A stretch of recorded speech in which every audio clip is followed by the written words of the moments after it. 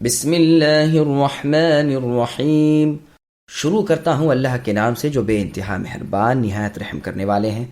الف لام را، کتاب احکمت آیاته ثم فصلت من لدن حکیم خبیر، الا تعبدوا الا اللہ اننی لکم منہ نذیر وبشیر، وَأَنِ اسْتَغْفِرُوا رَبَّكُمْ ثُمَّ تُوبُوا إِلَيْهِ يُمَتِّعْكُمْ مَتَاعًا حَسَنًا إِلَىٰ أَجَلٍ مُّسَمًّى وَيُؤْتِ كُلَّ ذِي فَضْلٍ فَضْلَهُ وَإِن تَوَلَّوْا فَإِنِّي أَخَافُ عَلَيْكُمْ عَذَابَ يَوْمٍ كَبِيرٍ إِلَى اللَّهِ مَرْجِعُكُمْ وَهُوَ عَلَىٰ كُلِّ شَيْءٍ قَدِيرٌ۔ الف لام را، یہ ایک ایسی کتاب ہے کہ اس کی آیتیں محکم کی گئی ہیں، پھر صاف صاف بیان کی گئی ہیں، ایک حکیم باخبر اللہ کی طرف سے۔ یہ کہ اللہ کے سوا کسی کی عبادت مت کرو، میں تم کو اللہ کی طرف سے ڈرانے والا ہوں اور بشارت دینے والا ہوں، اور یہ کہ تم لوگ اپنے گناہ اپنے رب سے معاف کراؤ، پھر اللہ کی طرف متوجہ رہو۔ وہ اللہ تم کو وقت مقرر تک خوش عیشی دیں گے اور ہر زیادہ عمل کرنے والے کو زیادہ ثواب دیں گے، اور اگر تم لوگ اعراض کرتے رہو تو مجھ کو تمہارے لیے ایک بڑے دن کے عذاب کا اندیشہ ہے۔ تم کو اللہ ہی کے پاس جانا ہے اور وہ ہر چیز پر پوری قدرت رکھتے ہیں۔ سامعین، اب ان آیتوں کی تفسیر سماعت کیجیے۔ تفسیر سورہ ہود، یہ سورہ مکی ہے۔ ابو بکر صدیق رضی اللہ عنہ نے نبی صلی اللہ علیہ وسلم سے سوال کیا کہ آپ کو کس چیز نے بوڑھا بنا دیا؟ رسول اللہ نے فرمایا کہ سورہ ہود، سورہ واقعہ، سورہ مرسلات، سورہ عما یتساءلون اور اذا الشمس کوورت نے۔ یہ روایت سنن ترمذی میں ہے اور مسند بزار میں۔ توحید سے اعراض عذاب کا سبب ہے۔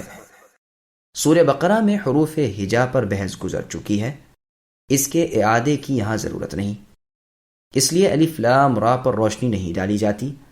اللہ کی آیتیں محکم ہیں، فصلت کے معنی ہے کہ سورہ و معنی یہ آیتیں کامل ہیں۔ یہ اللہ حکیم و خبیر کی طرف سے نازل شدہ ہیں، وہ اقوال میں حکیم ہے اور نتائج امور میں خبیر ہے۔ حکم دیا جاتا ہے کہ اللہ کے سوا کسی کی عبادت نہ کرو۔ اس سے پہلے بھی جس کسی رسول کی طرف ہم نے وحی بھیجی تو یہی کہ میں اکیلا اللہ ہوں، عبادت میری ہی کرو۔ ہم نے ہر قوم میں پیغمبر بھیجا ہے کہ عبادت صرف اللہ کی کرو اور بتوں کی عبادت سے بچو۔ میں تمہیں دوزخ سے ڈراتا بھی ہوں اور جنت کی بشارت بھی دیتا ہوں۔ چنانچہ صحیح بخاری اور مسلم میں حدیث ہے کہ رسول اللہ صلی اللہ علیہ وسلم نے صفا پہاڑی پر چڑھ کر قریش کے قبیلوں کو آواز دی، تھوڑی ہی دیر میں ایکے بعد دیگرے سب جمع ہو گئے۔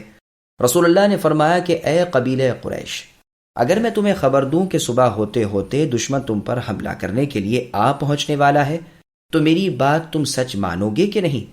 سب نے ایک زبان ہو کر کہا، ہمیں تو کبھی تجربہ نہیں ہوا کہ آپ نے کوئی بات جھوٹ موٹ کہہ دی ہو۔ تو رسول اللہ نے فرمایا، سنو، میں اللہ کے عذاب شدید سے تمہیں آگاہ کر دیتا ہوں کہ وہ تمہیں آ لینے والا ہی ہے۔ اب بھی اللہ سے معافی مانگ لو، توبہ کر لو، وہ اللہ تمہارے ساتھ اچھا برتاؤ کریں گے اور ہر صاحب فضل کو اپنے فضل سے بہراور فرمائیں گے۔ وہ دنیا میں تمہارے ساتھ اچھا سلوک کریں گے اور دار آخرت میں بھی جو بھی مرد و عورت بشرطیے کہ ایمان لے آئے، ہم اسے مرنے کے بعد عمدہ زندگی کے ساتھ اٹھائیں گے۔ بخاری اور مسلم میں ہے کہ رسول اللہ صلی اللہ علیہ وسلم نے سعد رضی اللہ عنہ سے کہا کہ اگر تم کسی پر کچھ خرچ کرو اور تمہاری نیت خالص اللہ رب العالمین کے چہرے کے دیدار کی ہو تو یقیناً اس کا اجر پاؤ گے، حتیٰ کہ جو اپنی عورت کو کھلاتے ہو اس کا بھی اجر تمہیں ملے گا۔ جس نے برا عمل کیا اس پر 1 گناہ لکھ دیا گیا اور جس نے ایک نیکی کی اس پر 10 اجر لکھ دیے گئے۔ اگر دنیا میں ایک عمل بد کی اس کو سزا دی گئی ہو تو اس کے 10 حسنات اس کے حق میں باقی رہتے ہیں، اور اگر دنیا میں اسے سزا نہ دی گئی ہو تو اس کے 10 حسنات میں سے ایک نیکی سوخت ہو جاتی ہے اور اس کے 9 حسنات اسی کے حق میں باقی رہتے ہیں۔ پھر فرمایا کہ وہ شخص بڑے خسارے میں رہا کہ اس کی اکائیاں اس کے ہر عشرے پر غالب آ جاتی ہوں۔ اگر تم روگردانی کرو گے تو مجھے تم پر عذاب قیامت کا خوف ہے۔ یہ اس شخص کے لیے جو اللہ تعالیٰ کے احکام سے منہ پھیرتا ہے، رسولوں کو جھٹلایا کرتا ہے، تو یقیناً قیامت کے روز عذاب سے دوچار ہوگا۔ تمہاری بازگشت اللہ کی طرف ہے۔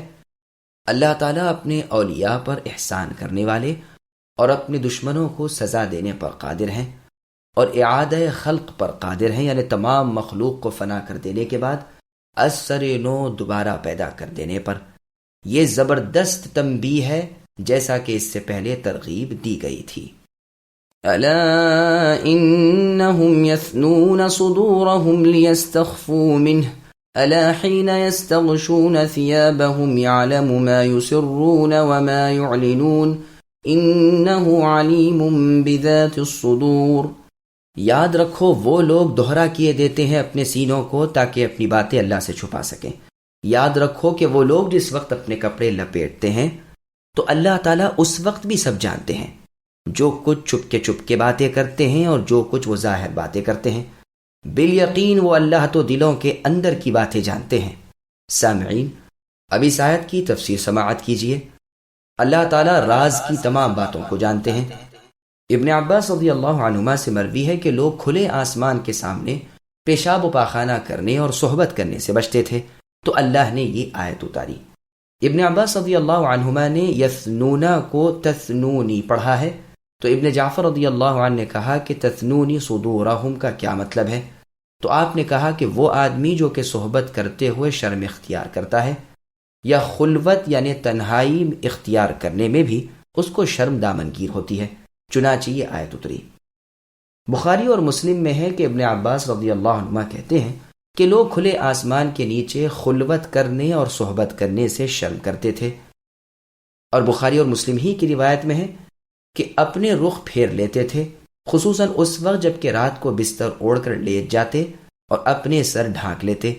ان کا خیال یہ تھا کہ اگر ہم مکان میں رہ کر یا کپڑا اوڑھ کر کسی برے کام کا ارتکاب کریں تو اللہ سے اپنے گناہ کو چھپا سکتے ہیں۔ چنانچہ اللہ تعالیٰ خبر دیتے ہیں کہ وہ رات کی تاریکی میں سوتے وقت کپڑا اوڑھ لیتے ہیں، لیکن کوئی چھپائے کہ ظاہر کرے، اللہ تعالیٰ واقف رہتے ہیں۔ حتیٰ کہ انسان کی دل کی نیت اور ضمیر کے ارادوں اور بھیدوں کو بھی اللہ جانتے ہیں۔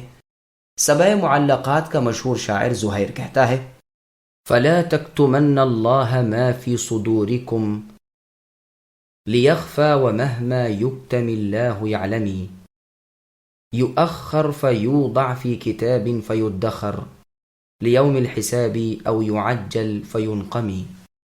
تم اپنے دلوں کی مخفی بات کو اللہ سے چھپانے کی کوشش نہ کرو، اللہ ضرور جان لیتے ہیں۔ وہ عمل جمع رہے گا اور نام اعمال میں یوم قیامت کے لیے محفوظ رہے گا، ورنہ جلدی سزا دی گئی تو دنیا ہی میں سزا دے دی جائے گی۔ اس زمانے جاہلیت کے شاعر نے بھی وجود صانع کا اعتراف کیا ہے، یعنی کائنات کے بنانے والے ایک اللہ ہیں، اور یہ بھی کہ وہ جزئیات سے بھی واقف ہیں، معاد ہے، جزا ہے، نام اعمال ہے، یوم قیامت ہے۔ کہتے ہیں کہ کسی مشرک نے نبی کے سامنے سے جاتے وقت اپنا منہ موڑ لیا اور سر ڈھانک لیا تو اللہ تعالیٰ نے یہ آیت اتاری، لیکن اس بات کو اللہ تعالیٰ کی طرف منسوب کرنا زیادہ اولا ہے، یعنی اس سے مراد یہ ہے کہ اللہ تعالیٰ سے چھپنا چاہتے ہیں، کیونکہ اس کے بعد ہی آتا ہے الا حین یستغشون ثیابہم۔ ابن عباس رضی اللہ عنہما نے الا انہم تثنونی صدورہم پڑھا ہے، اس کے معنی بھی قریب وہی ہیں۔